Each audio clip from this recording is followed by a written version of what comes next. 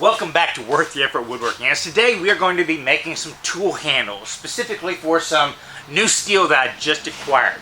Now, making a tool handle is one of the first projects I like to teach people because it not only gets them introduced into the skills that you're going to use in a lot of spindle turning, but it's something that you'll be using over and over again in your turning career, especially if you're cheap or you want to make money. People like me. The same skills you use for making a tool handle, and more importantly, designing it well, is something you'll use for making, pizza cutters, ice cream scoops, shaving brushes, little things that you could sell all over the place at art markets and farmers markets or in stores or wholesaling to gift shops, that kind of stuff. It's one of the first mass-produced projects that a beginning wood turner can do well, as long as they think it through. And that's what we're going to be discussing today. So come along and let's make some tool handles.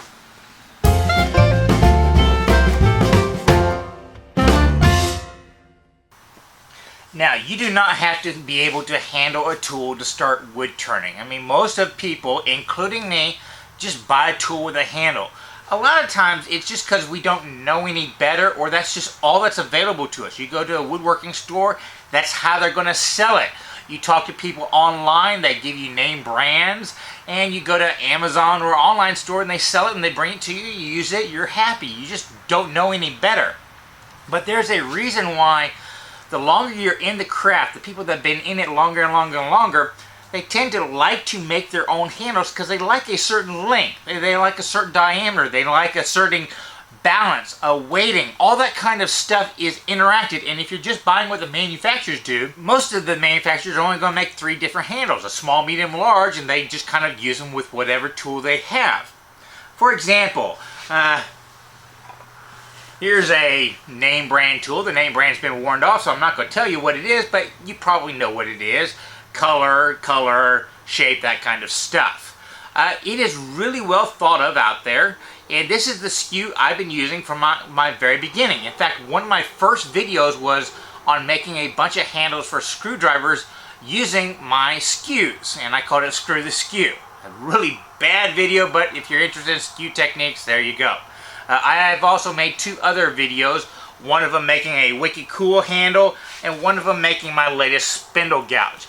And as you look through my tool selection right here, you can pretty much tell which tools I use the most. Because, like a spindle gouge, I go through those about once a year, so I end up making a bunch of handles for them. My bowl gouge is the same way. I use a skew quite a bit, but as I said, this is my original skew. Here's my other monster skew. These are probably going to be lifetime tool investment because the way I use them, I'm not constantly going to the grinder to sharpen them, so they just don't wear as fast, even though I'm honing them all the time. Anyways, getting back to it.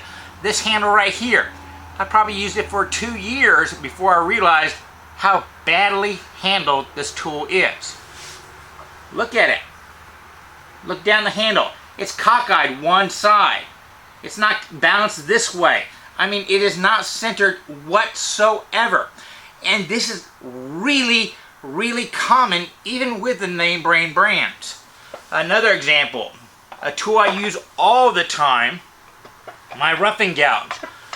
Trying not to show the name brands, but you probably recognize it by the shape and that kind of stuff. Not centered whatsoever.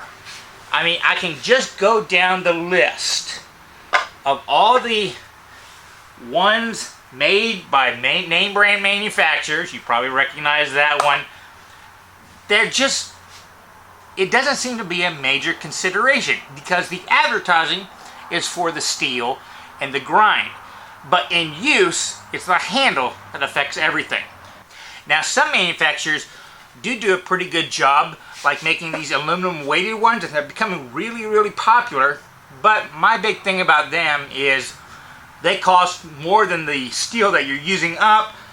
So I could buy 2 or 3 blades for the price of just one handle and go from there.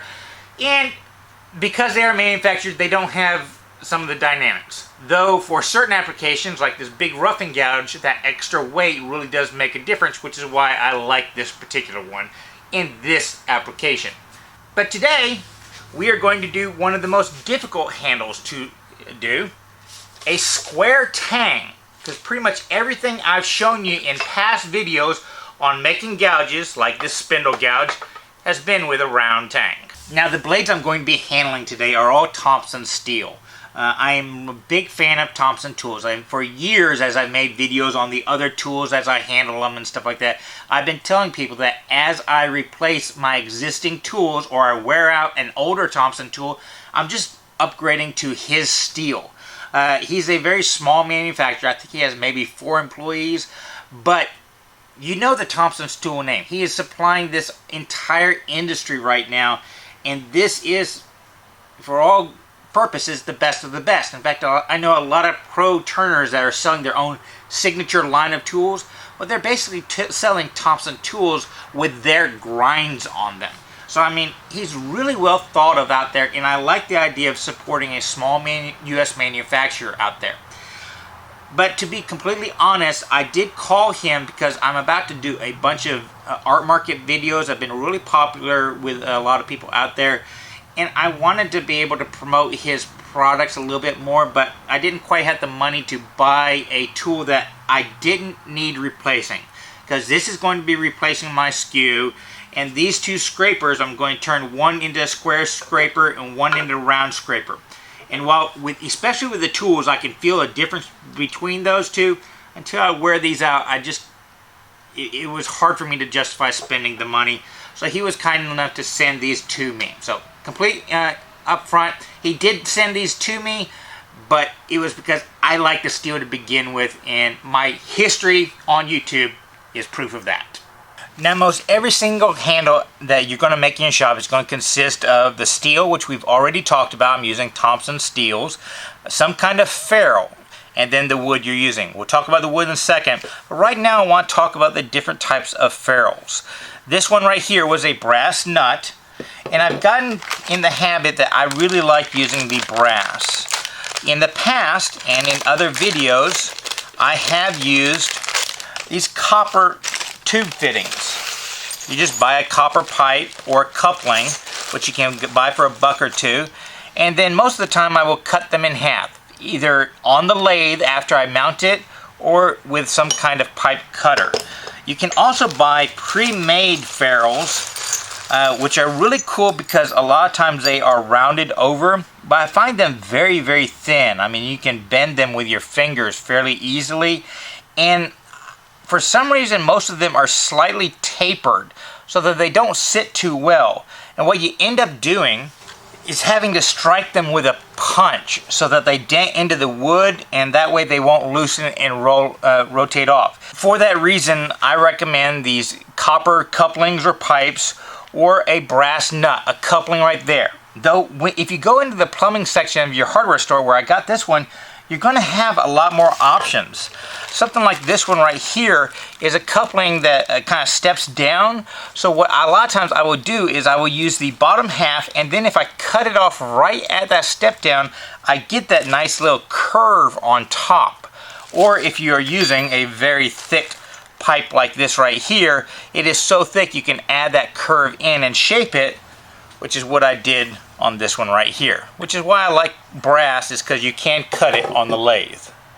Now the whole idea of the ferrule is to keep the wood from splitting, because when you're cutting with these edges, there is a lot of torque wanting to split that wood in half, and as you know, wood is very weak running along the grain. So if you can keep the piece of metal there, which keeps the wood together, it adds so much strength to this whole tool. Because of that, you don't want the ferrule to be so tight on the tool that there's no wood around it. You want wood to totally surround it. So this would be, while the tool will fit inside it, it is way, way, way too small to work effectively. What you want is, a good maybe 1/8 inch of gap all the way around at the smallest. And if you can get more, even better.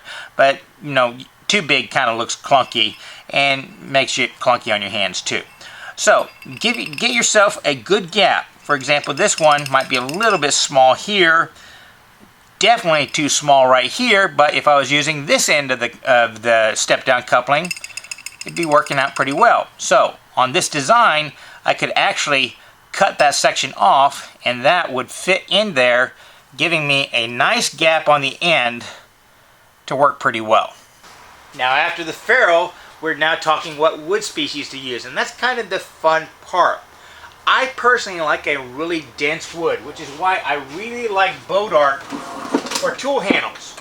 But I don't want all my tool handles to be Bodart, because having different species is an easy way to tell what tool is what, especially because I put them in that stand where it's just a handle popping up. So pecan or other native Texas species are really great. But I would stay away from short-celled species such as mesquite. For the simple reason you are torquing quite a bit, and those longer cells overlap and give it some flexibility, so it adds some strength to the tool handle. That's why people use hickory so much in tool handles, is because of that springiness, those long cells.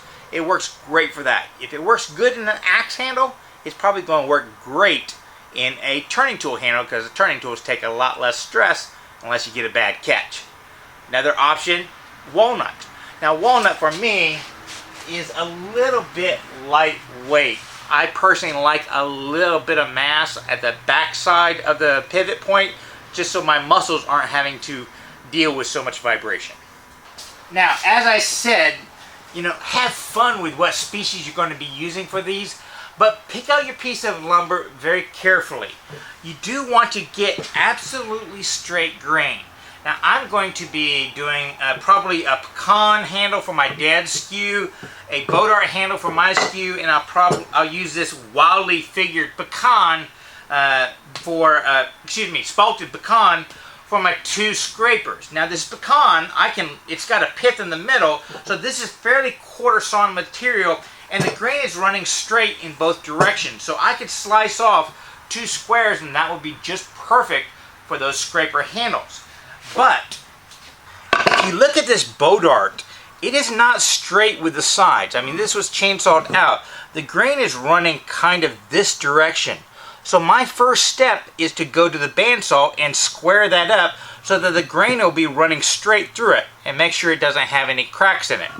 Same with this pecan. I only need about 14 inches of material, and I noticed that this is very straight up until that point, at which point there was a branch or something right here which caused the grain to go around. But from here down, it is fairly straight, and if I put the ferrule on this end, I know all the strength where the metal is going to be inside it will be up here, and this will be cosmetically kind of nice looking. So as you're picking out your lumber, think about straight grain, and also think about the properties of the species you're using. Now let's talk about how long those wooden turning blanks need to be, how long your handles need to be. This right here is a spindle gouge I recently retired. And I retired it because it got to the point where it didn't fit my one-way jig to sharpen it. Because I like using my one-way jig on the spindle gouge. I prefer to freehand my bowl gouges because it's a geometry issue, whole different stuff. Anyways, now this tool right here, the handle is roughly 14 inches long, okay? And that kind of makes sense when you understand how I use a spindle gouge. Obviously, I do a lot of spindle turning with it, and in spindle turning, you're never really hanging off the tool very often. But I also use my spindle gouge for end grain hollowing. When I'm making small boxes like these ring boxes, I use it to slice away a lot of the waste, and then I clean it up with a scraper on those end things. And I make enough boxes that it probably makes sense for me to have a dedicated tool for just that application. Hence, I made my monster wicked cool tool in that last video. This was specifically for hollowing out larger end grain boxes because I needed to be able to hang off the end a little bit more. It's also the reason why I have such a massive spindle gouge. I would never use this in turning delicate finials and stuff like that, though you probably could. It's just be kind of cumbersome. But when you start hanging farther off your tool rest, you want a massive piece of metal to reduce any kind of vibration. If I had something thin and spindly hanging off right there, it might bend the wood, if not my tool rest. So that's why I wanted this long handle, because we have a kind of a general rule that you never really want to hang more than about 20% off the backside, maybe a 1 in 5 ratio. And when I'm hanging further off, I wanted to have my elbow on this right here, so not only could I call its direction, but I could have some weight on the back, not to deal with any catch, but to deal with vibration, the minor stuff. And if I did get a catch, it would slip off. And that is also why a lot of bowl turners have some really long tool handles, because they might be working further away from them to get certain angles, and they're working further off the tool rest. Yes, we can move the tool rest on the inside, but many times I'm hanging that far off, and I want that distance, that weight, in order to dampen the vibrations and enhance my control. That's also why on this one particular one, I liked this dead shot. It's kind of like a dead blow hammer. It's got a lot of BBs and stuff on the inside. It really does dampen vibration, having all this weight hanging out over the end. And this is the only tool I have where I have this metal, aluminum kind of things specifically for that weight. And it is also why on my Wicked tool handle, I hollowed out the back and added all this iron so that I could add some weight on the back to dampen vibration. And it's the same reason why I went a little bit on this one right here. This is the replacement for my spindle gouge. But this is a very good example. I want you to look at the difference between these two tools. Okay? It is the same iron. You can see where the flute ends on this one and the flute ends on that one. This is maybe a month's worth of use on my tool. It's probably an inch longer right there versus the one that you've worn down. There's a big difference in length when you consider new versus old. So if you have a tool that you're using quite a bit, it's best to kind of pick the midway point on your use cycle and design the optimal length for that mid-length point. That way it's a little bit long when it's brand new, and it's a little bit short when it's too old. This one right here is a little bit long for me right now because on certain cuts I kind of have to get out of the way a little bit to make the variation or switch hands. But it's right here. A spindle gouge that you are using for dedicated spindle work, it makes sense that maybe you want a shorter handle just so you can get cuts in between your body. Which is one reason why skews typically have a slightly smaller handle than something like spindles or bowl gouges, because of how you're using the skew all over the place. It's moving in between you. You're coming up here, that kind of stuff. You want to be able to use the tool, and very rarely are you hanging a skew way off of it. So it can be short and still keep that 1 to 5, 20% kind of ratio thing. Now the tools I am making are going to be a skew, so I'm probably going to make it a tad bit smaller than this one because I know I'm not going to be wearing this tool a whole bunch over its lifetime, so it's going to stay this length for a long period of time. In my personal opinion, this one has been always a few inches too long. So I will probably make a handle that ends up being roughly 10 or 11 inches instead of this current one's 12.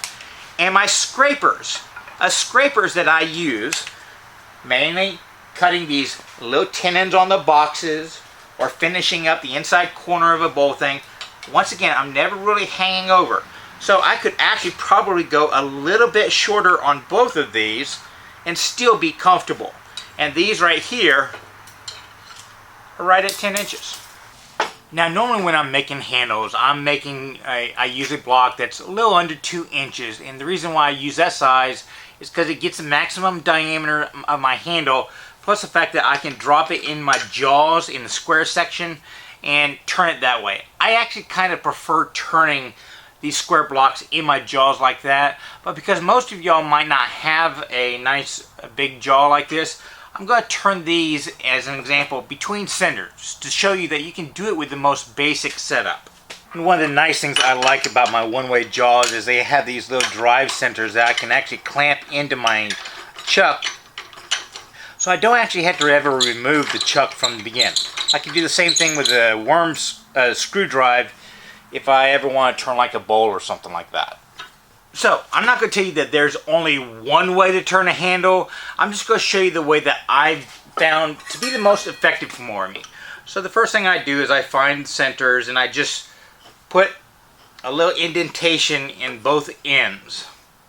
And then you got to decide which end you want to be your ferrule and which end you want to be the end of the handle. And based on some slight imperfections on this end, I want this to be the back of mine, and I'm going to be putting the ferrule on here. So the back goes in first, and the reason why you want a nice drive center is it will drop into that hole you created. But I want you to notice something. In this instance, I am specifically using this cup drive, meaning it has a little spur right there. Let's see if I can pop it out for you. And it has a cup going around the edge to spread out the force. So the spur is not going to go in very far, and it's not going to leave a huge hole, and then the force is being exerted on the outside, and this spins. That's quite a bit different than my normal kind of cone, which I could keep shoving this in and it will just make the hole bigger and bigger and bigger until it gets to a point where the resistance of the wood swelling and stuff like that will press against the drive. So on this situation, I'm going to make a smaller hole and I'm going to distribute the force around the edge. And I can only do that because the edges of my blank right here are fairly squared off. And I did that on the chop saw. So you just line it up so that the spur goes in the hole you created in the center of your blank. Lock your tailstock down and then squeeze it into the drive center. And after that, it's just a matter of rounding it out. Now, in order to get the perfect cylinder all the way around to start out with, a good technique is to line up your tool rest so it is absolutely parallel. And the easiest way I do it is I actually line it up with my bedways. Don't waste your time trying to line up this with the edge of your wood, because your wood could not be parallel. But if I kind of rotate my head up a little bit, eventually I'm going to see the bedways on the end. And my idea is to get it parallel with those bedways. That way you know that your tool rest will be exactly parallel with your lathe, so that if you're resting your finger underneath your tool rest, you can cut in an absolute straight line. From there, just check to make sure it doesn't hit the tool rest. Turn it on, turn it up to a speed you feel comfortable with, and make it round.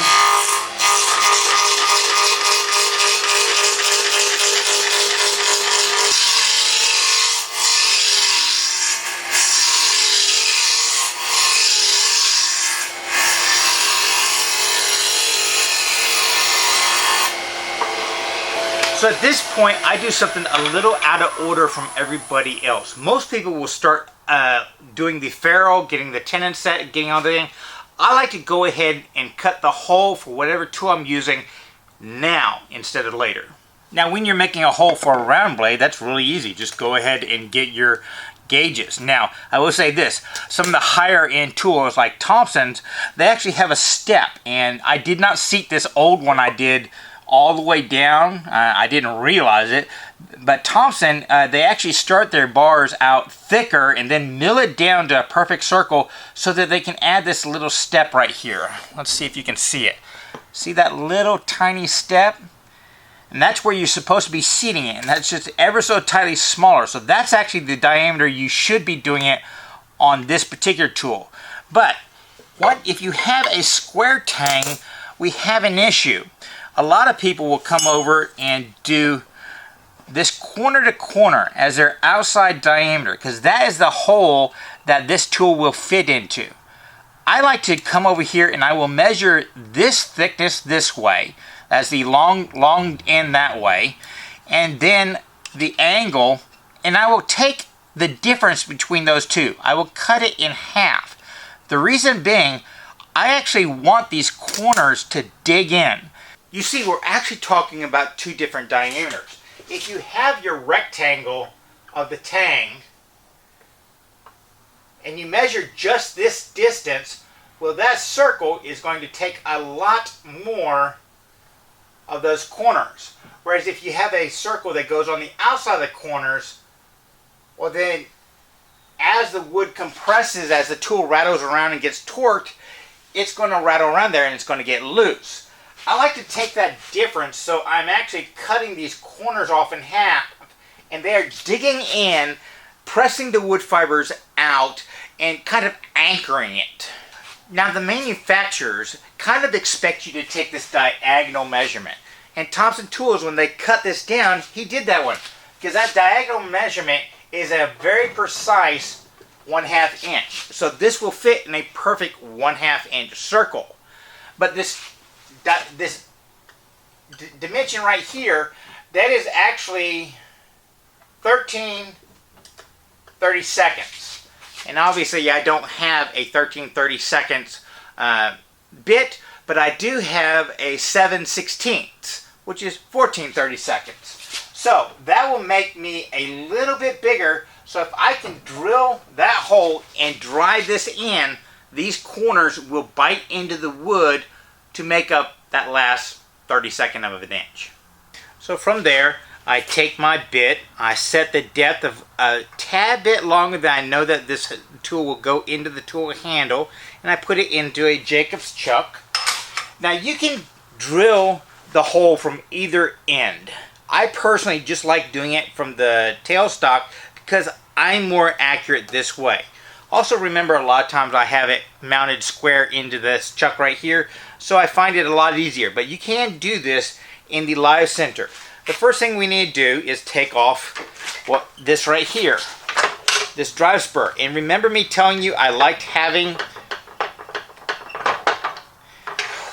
this live spur right here because the hole was a lot smaller. Now that it is smaller, I can mount my Jacob's chuck into the tailstock, and I can use the pilot of the bit into that hole, and it doesn't bottom out. It's just in there a little ways, and then I can secure everything down. And now it is connected between my drive center and my Jacob's chuck, which is not going to rotate. And turn the speed way down on your lathe. Hold it still, and then just progress it through, and you will get a nice centered hole. Now be warning, hear the squeaking? That means it's time for me to back it out. And sometimes when you back it out, it comes off the drive side on this side. So just hold it there, back it out, and you can start it back again. Then when you hit the tape, just turn it off. Now, if you're doing this between drive centers, don't just back it out because it's just going to come off the tailstock. So just back it off. You might have to re-anchor and twist this off. There's another way of doing it.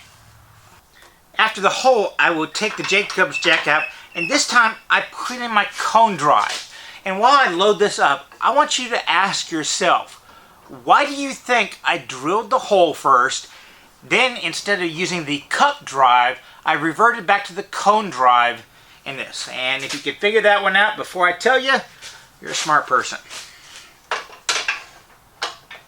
If you want to pause right now to get a little bit more thought into it, go ahead. Okay, the reason? Because I'm incompetent. More often than not, while I'm drilling that hole, something's going to go wrong and that hole will be slightly off center. Thus, if I had the ferrule on there, I'd be stuck and my blade would be drifting one way or the other, up or down. It would not be centered. By drilling that hole first, I've now aligned this entire project with the hole I drilled. It's not aligned with the centers here and here. It's aligned with that hole. So every step from here on forward means that my blade is going to be centered. So now we're going to do the ferrule, and as I said, I'm using this brass piece. I chose this particular piece because of the interior diameter and it was smooth on the inside. I know some people like to have threads on the inside because they basically cut the diameter so that the threads are actually going to compress the fibers, and I think it gets a little bit more tension, and you can use that little hex thing to tighten it on in there really tightly and then cut off those hex heads with your tools. Me personally, I just like the smooth side because I'm going to show you a way to fit it in a second. In fact, I'll show you two different ways. The first one's been really effective for me, and I just experimented with the second one a while back and it worked out pretty well. Now the problem is I only want to use half of this because I'm trying to get two of them out there, and it's threaded on the outside, so I can't really cut this in half on any of my tools or with a handsaw because the threads would be angled. So I'm going to basically mount half of it on there, cut it off, and then use the second half out there. And the distance I'm doing is basically half of this. I do not have any information on how wide a ferrule needs to be. My thinking is it could be really, really thin. I mean, I could probably get 4 out of this one piece right here if I wanted to, because all the ferrule's doing is preventing the wood from cracking from pressure expanding out. It's just cinching it all down. I don't think you need that much metal to accomplish that. But most of the ferrules I see out there, you know, roughly a 1/2 inch to 3/4 of an inch. So it seems cosmetically right to me. So the next step is to find out how wide big the tenon needs to be. And what I will do is I will measure the interior of this, which is right under 5/8 of an inch.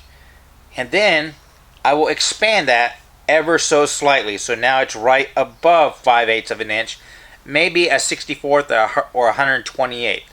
I'm actually going to make the tenon too big for this ferrule, and I'll show you how to make it perfectly sized in a second. So real quickly, I kind of eyeball how big it's going to end up being, just a little bit bigger than that hole. Then I use my skew to bring it down most of the way. But I want you to notice I'm only doing this very edge right here. I'm not doing the whole thing.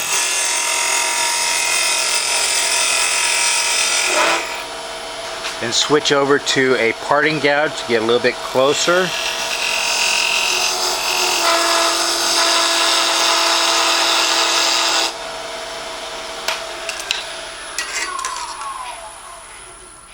And it's me going back and forth with my dividers until I can get this divider over the edge.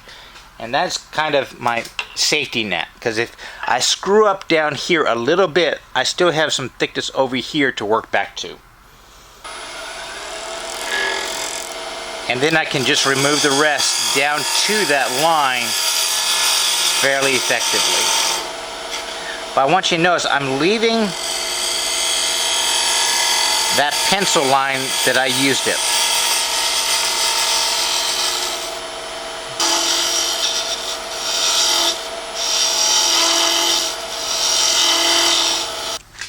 Now I want you to notice two different things. I've ever so slightly undercut this a little bit. It's leaning slightly this way. That way when the ferrule comes in, I know at least the edge is going to hit, and there might be the tiniest of air gap right in the middle. Also, when I'm fitting something down to, 128th of an inch, don't be ashamed of sanding your way down to that last little bit. Sometimes it's just a lot easier to slow down with sandpaper than speed up with the edge. Then the last thing I will do is I will sever the fibers at the very base just a tad bit. Not much, just a little bit below the line. Right like that.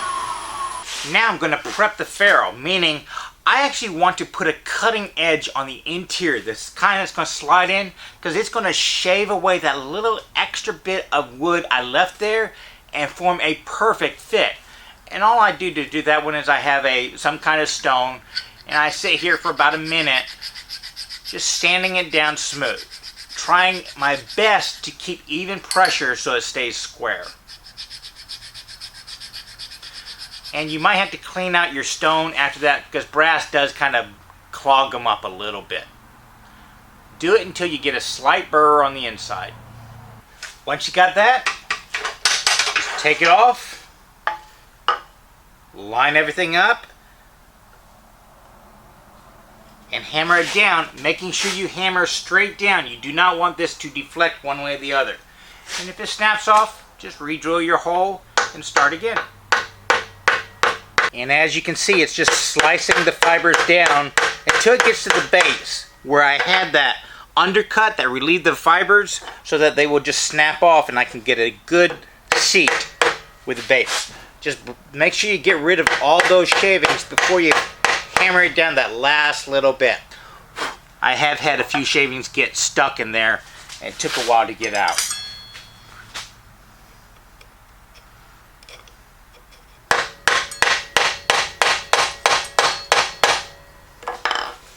Fully seated all the way around now, and I have a nice tight fit on the inside.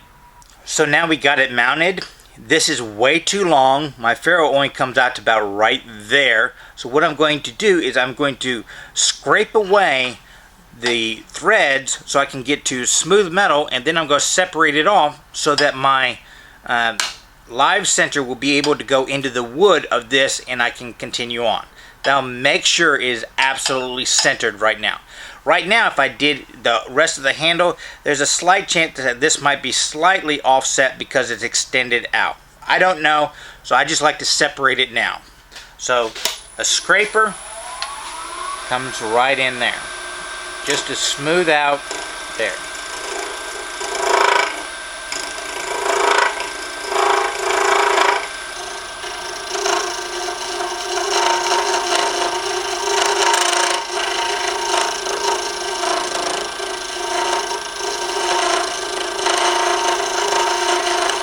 Once I got bare metal all the way around, I can go ahead and separate it off. We're just going to be making very, very tiny V-cuts. Probably not going all the way through.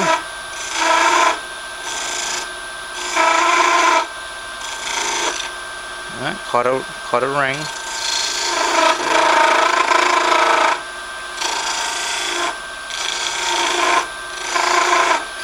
Then when we make the V-cut deep enough, we can just kind of crack it off. Another option I have used is once you get that hollow, you can just use a tiny hacksaw, because you are going to be sharpening quite a bit because the brass will dull that point a lot. I've sharpened 4 times already for this one little piece. There we go.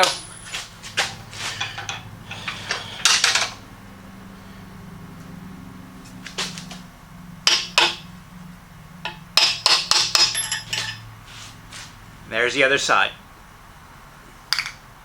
After you get the ferrule mounted, everything else is just the fun part. The actual shaping, because you get to customize it. How thick you want it, where you want the bounce, that kind of stuff. Just mark the overall length that you're going for. The scrapers, I'm going for roughly 10 inches. It's a little bit off, who really cares?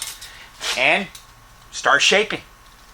Now, me personally, I like the shape of this one for my scrapers. Could be I'm just used to it. But I always thought it was a little bit heavy right here. And I wanted to bring the handle down a little bit narrower sooner. So I can actually use this as a layout guide and mark out where I want the high spots. So if you have a tool you've already happy with, use that as your guide. If you want to improve it, use that as your guide too. So I want my high spot there and my low spot right there. I know I want it a little bit narrower, so what I can do is I can drop my measuring tool there. I really don't care what the actual measurement is. This one just happened to be an exact 1.5 inches, and maybe I bring it down to 1 3/8 of an inch. Lock it down, and I'm going to use my parting tool to set the depth of that one spot.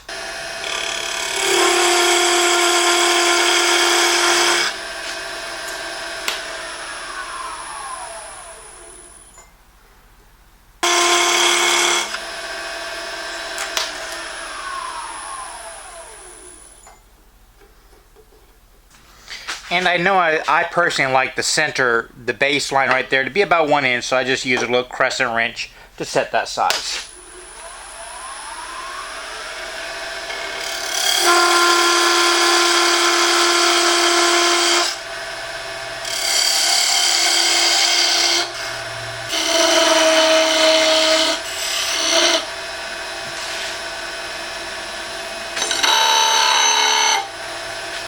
from here on out, it's just a matter of blending, in which I'll use a combination of roughing gouges.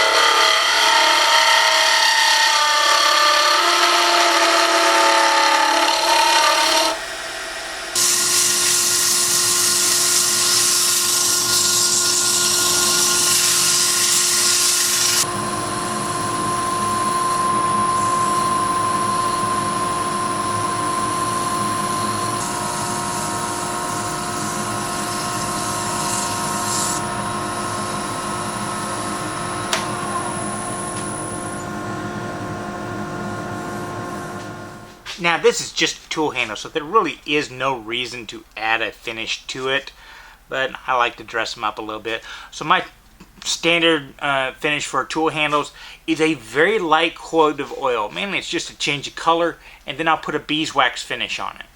So I have a little cloth rag. I just put a little bit of oil on the rag itself. Put it on very lightly. Then you kind of turn the speed up and dry it. And a little bit of heat will dry it in there. Get rid of all the excess. And then while the speed is up, I take a piece of beeswax, a little yellow beeswax, and I put a very carefully measured amount on there.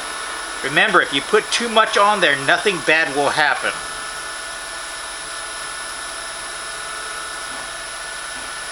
And then with that same rag with a little bit of oil in it, I will actually melt that beeswax into it. And you can actually see the beeswax melting in. Just don't hold on to the rag too hard. And notice I'm having it just over the top. So if it does catch, it's just going to fling out my fingers. Nothing's bad's going to happen. And just melt that beeswax in. It'll actually melt into the top layer of the wood. And it's the beeswax that's kind of giving you the nice feel and finish. There you go. A nice handle, ready to be seated with some iron. And for the finally loading up the steel, I'm going to take the shank, and on a stone, I'm going to actually sharpen the very end. Just give it a nice point. Gives it a nice point, and then it's just a matter of hammering it down, because the hole will kind of center everything. And if you notice right now, it is just a tad bit too big. I cannot push it in exactly as designed. So if I get it so the grain's balanced with a square point, just because I'm a little bit vain, if you couldn't tell so far, I line everything up, and then I just start whacking down.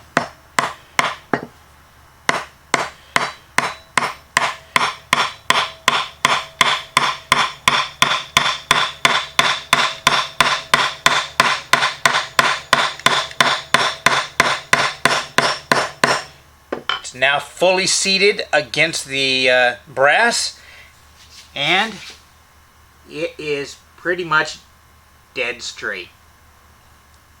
All directions. You just can't get much better than that. Okay, so I told you I'd show you a second way to mount these ferrules so that they are really, really tight. Right now I have a ferrule that it goes down that top little section just to seat it, but then because the tin flares out, it doesn't go down any farther. So this is how I'm going to get it on. Metal will expand whenever it heats up. So if I simply can heat this up a little bit, I don't need it to expand too much, just a tad bit. So just heat it up a little bit.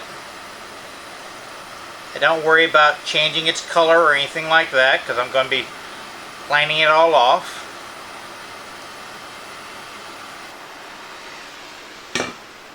And then I should be able to just drop it right on there with a light tap. It seats. It seats pretty good.